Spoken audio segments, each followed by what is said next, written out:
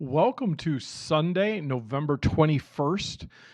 Thank you so much for joining me. I really appreciate you taking a little time so that we can spend some time in God's Word together. We are going to be in Ezekiel chapter 42 and 43, James 5. We're going to finish up the book of James today, so we want to be sure we celebrate that. Psalm 119, longest psalm in the Bible, but we're only going to read 1 through 16 and Proverbs 28, verses 6 and 7. So let's go ahead and start in Ezekiel 42, verse 1. Then the man led me out of the temple courtyard by way of the north gateway. We entered the outer courtyard and came to a group of rooms against the north wall of the inner court. This structure, whose entrance opened toward the north, was 175 feet long, 87.5 feet wide. One block of rooms overlooked the 35-foot width of the inner court. Another block of rooms looked out onto the pavement of the outer courtyard. The two blocks were built 3 levels high and stood across from each other. Between the 2 blocks of rooms ran a walkway 17.5 feet wide. It extended the entire 175 feet of the complex, and all the doors faced north. Each of the 2 upper levels of the rooms were narrower than the one beneath it, because the upper levels had to allow space for walkways in front of them. Since there were 3 levels, they did not have supporting columns as in the courtyards. Each of the upper levels was set back from the level beneath it. There was an outer wall that separated the rooms from the outer courtyard. It was 87.5 feet long. This wall added length to the outer block of rooms, which extended for only 87.5 feet, while the inner block of rooms, toward the temple, extended for 175 feet. There was an eastern entrance from the outer courtyard to these rooms. On the south side of the temple, there were 2 blocks of rooms just south of the inner courtyard between the temple and the outer courtyard. These rooms were arranged just like the rooms on the north. There was a walkway between the 2 blocks of rooms, just like the complex on the north side of the temple. This complex of rooms was the same length and width as the other one, and it had the same entrances and doors. The dimensions of each were identical. So there was an entrance in the wall facing the doors of the inner block of rooms, and another on the east at the end of the interior walkway. Then the man told me, "These rooms that overlook the temple from the north and south are holy.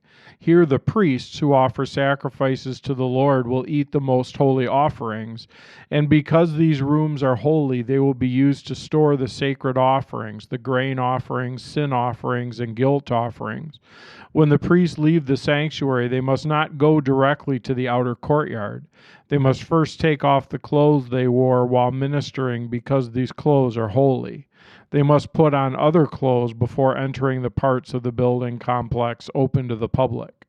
When the man had finished measuring out the inside of the temple area, he led me out through the east gateway to measure the entire perimeter.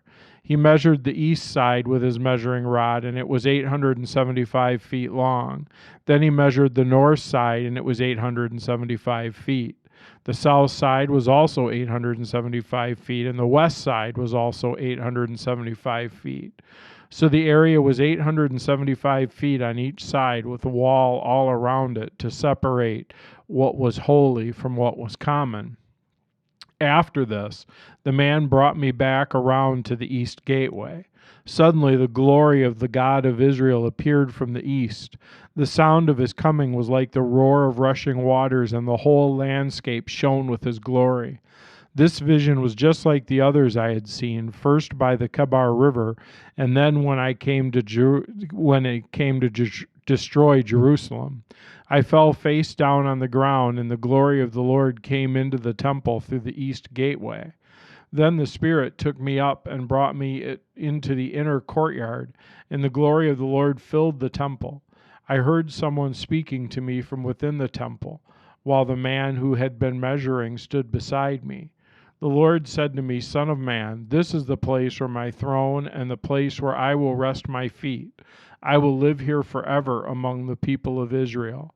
They and their kings will not defile my holy name any longer by their adulterous worship of other gods, or by honoring the relics of their kings who have died. They put their idol altars right next to mine, with only a wall between them and me. They defiled my holy name by such detestable sins, so I consumed them in my anger. Now let them stop worshiping other gods and honoring the relics of their kings, and I will live among them forever. Son of man, describe to the people of Israel the temple I have shown you, so they will be ashamed of all their sins. Let them study its plan, and they will be ashamed of what they've done. Describe to them all the specifications of the temple, including its entrances and exits, and everything else about it. Tell them about its decrees and laws. Write down all the specifications and decrees as they watch, so they will be sure to remember and follow them. This is the basic law of the temple, absolute holiness. The entire top of the mountain where the temple is built is holy. Yes, this is the basic law of the temple. These are the measurements of the altar. There's a gutter all around the altar, 21 inches deep and 21 inches wide, with a curb 9 inches wide around its edge. And this is the height of the altar. From the gutter, the altar arises 3.5 feet to a lower edge that surrounds the altar and is 21 inches wide. From the lower edge, the altar rises 7 feet to the upper ledge that is also 21 inches wide. The top of the altar, the hearth, also rises another 7 feet higher, with a horn rising up from each of the 4 corners. The top of the altar is square, measuring 21 feet by 21 feet. The upper ledge also forms a square, measuring 24.5 feet by 24.5 feet, with a 21-inch gutter and a 10.5-inch curb all around the edge. There are steps going up the east side of the altar. And then he said to me, Son of man, this is what the sovereign Lord says. These will be the regulations for the burning of offerings and the sprinkling of blood when the altar is built. At that time, the Levitical priests of the family Zadok, who minister before me, are to be given a young bull for a sin offering, says the sovereign Lord. You will take some of its blood and smear it on the 4 horns of the altar, the 4 corners of the upper ledge, and the curb that runs around the ledge. This will cleanse and make atonement for the altar. Then take the young bull for the sin offering and burn it at the appointed place outside the temple area. On the 2nd day, sacrifice as a sin offering a young male goat that has no physical defects. Then cleanse and make atonement for the altar again, just as you did with the young bull. When you have finished the cleansing ceremony, offer another young bull that has no defects and a perfect ram from the flock. You are to present them to the Lord, and the priests are to sprinkle salt on them and offer them as a burnt offering to the Lord. Every day for 7 days, a male goat, a young bull, and a ram from the flock will be sacrificed as a sin offering. None of these animals may have physical defects of any kind. Do this each day for 7 days to cleanse and make atonement for the altar, thus setting it apart for holy use. On the 8th day and on each day afterward, the priest will sacrifice on the altar the burnt offerings and peace offerings of the people, and then I will accept you. I, the sovereign Lord, have spoken. And then we go to James chapter 5. Finish up the book of James. Look here, you rich people. Weep and groan with anguish because of all the terrible troubles ahead of you. Your wealth is rotting away, and your fine clothes are moth-eaten rags. Your gold and silver are corroded. The very wealth you were counting on will eat away your flesh like fire. This corroded treasure you have hoarded will testify against you on the day of judgment. For listen, hear the cries of the field workers whom you have cheated of their pay. The cries of those who harvest your fields have reached the ears of the Lord of heaven's armies. You have spent your years on earth in luxury, satisfying every desire. You've fattened yourselves for the day of slaughter. You've condemned and killed innocent people who do not resist you. Dear brothers and sisters, be patient as you wait for the Lord's return. Consider the farmers who patiently wait for the rains in the fall and in the spring. They eagerly look for valuable harvest to ripen. You too must be patient. Take courage, for the coming of the Lord is near. Do not grumble about each other, brothers and sisters, or you will be judged. For look, the judge is standing at the door. For examples of patience and suffering, dear brothers and sisters, look at the prophets who spoke in the name of the Lord. We give great honor to those who endure under suffering. For instance, you know about Job, a man of great endurance. You can see how the Lord was kind to him at the end, for the Lord is full of tenderness and mercy. But most of all, my brothers and sisters, never take an oath by heaven or earth or anything else. Just say a simple yes or no, so that you will not sin and be condemned. Are any of you suffering hardships? You should pray. Are any of you happy? You should sing praises. Are any of you sick? You should call for the elders of the church to come and pray over you, anointing you with oil in the name of the Lord. Such a prayer offered in faith will heal the sick, and the Lord will make you well. And if you've committed any sins, you will be forgiven.